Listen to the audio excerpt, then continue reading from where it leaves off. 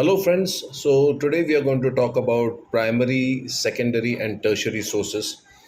There's this wonderful website that I have here in front of me just to give you information with respect to the most important points that you have to remember as far as primary, secondary, and tertiary sources of history are concerned.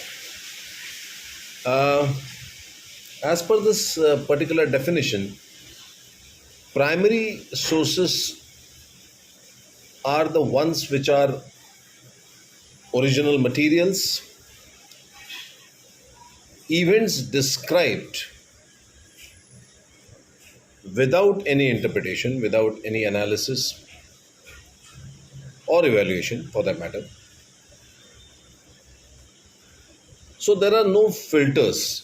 So this is the first appearance or something that you can interpret from. So it is a direct raw presentation of sources. What are the examples of that? Let's say if you're looking at an interview, that particular interview you can analyze, you can evaluate, and you can write a summary on. But the interview as it is a primary source. Besides this, you have letters, you have events which are reported in the newspaper. You must have noticed that the events which have been described in the newspaper, the language is such that there is no analysis. It's what we call is written in a reported speech. That means it's just a report. This is what happened. There is no analysis involved, ideally. You also have the autobiographies or diaries, private correspondence, or it could be anything. It could be an artifact which has something written on it, any kind of written material like cash memos, bills,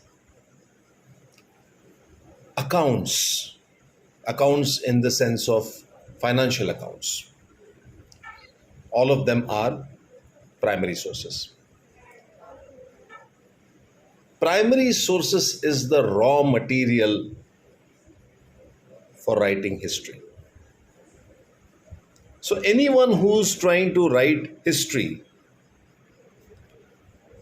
he has an option of going to the primary sources, study those primary sources, evaluate those primary sources, analyze those primary sources. Now, the only thing that one has to remember is that the primary sources have to be authentic and credible. These are two very important factors while you choose your primary sources. But otherwise, primary sources are the ones from which historians derive the information to weave a narrative, a story. Because unless history is presented in form of a story, it will not be interesting nor will it be understood. So that is what is the beauty of the primary sources.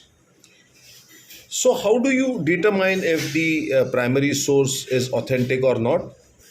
It is really very difficult to determine that. Sometimes you may have to use scientific methods to understand a few facts about that particular document, as in whether the document is that old. Of course, there are methods to find out whether a particular document or particular artifact is as old as it is claimed. Of course, that is a different department. There are people who are working on it. So once those people declare that yes, this paper belongs to, let's say, the 18th century, then we can say that yes, at least on one parameter we are right. The document is from 18th century. Now, does this belong to a particular ruler, an administrator? Let's say we are talking about a farman written by Aurangzeb, who was the Mughal emperor of India for almost half a century. So, in his lifetime, he must have written several farmans, of course, not himself, but through his clerical staff. Then there are experts who can tell you, of course, it requires a lot of expertise to tell you whether this particular farman, this particular charter, this particular paper, this particular grant is authentic or not. Because there are handwriting experts and all kinds of experts are there who can determine whether the source is authentic, whether the source is real. Once past that, okay, once past that, that is just a technical aspect of looking at that particular source. Once past that, then it is very important for you to glean as much as information possible from that source, which is what historians do.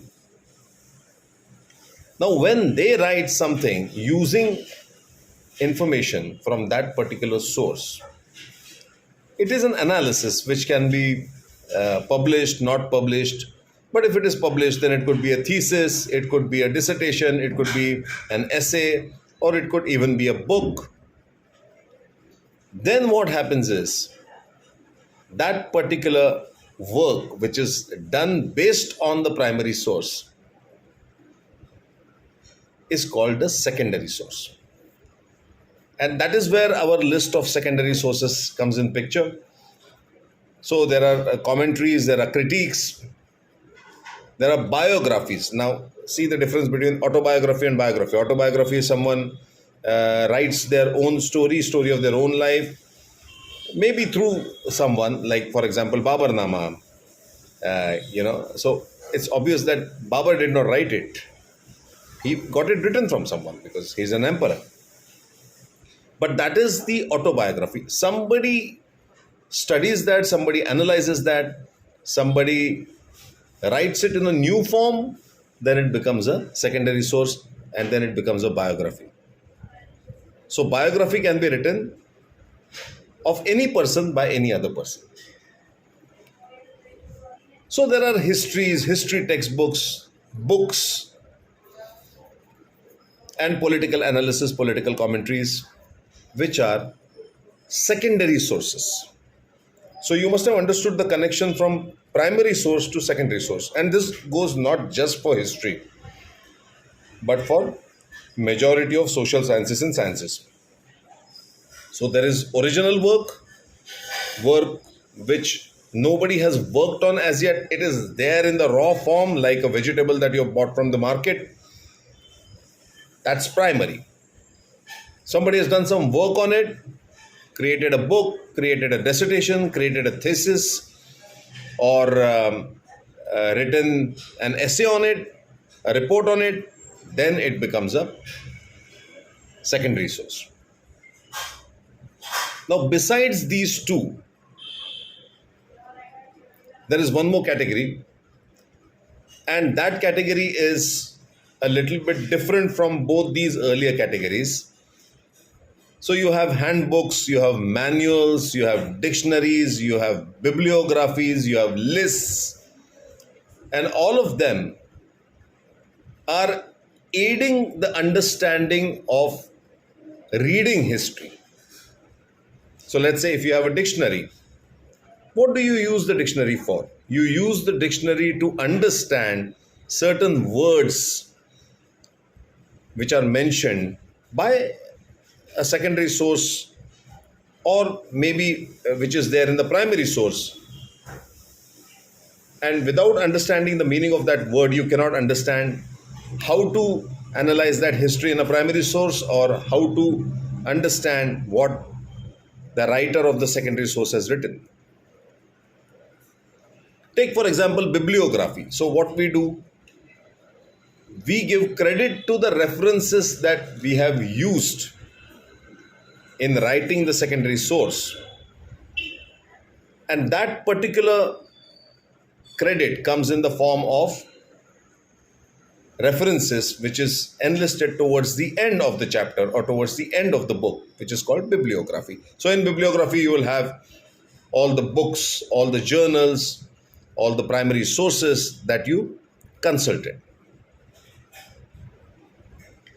And besides this, you have manuals. Of course, there is again a very thin line, a very thin distinction between, let's say, manuals or encyclopedias, which again are aiding your understanding of the topic, but at the same time, can they themselves be secondary or primary sources because someone has written them for the first time, and then you have analyzed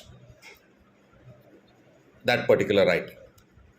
So I hope you understood what primary, secondary, and tertiary sources are. Thank you so much. I'll be coming up with more information in my forthcoming videos. Thanks for your patience. All the best. Bye bye.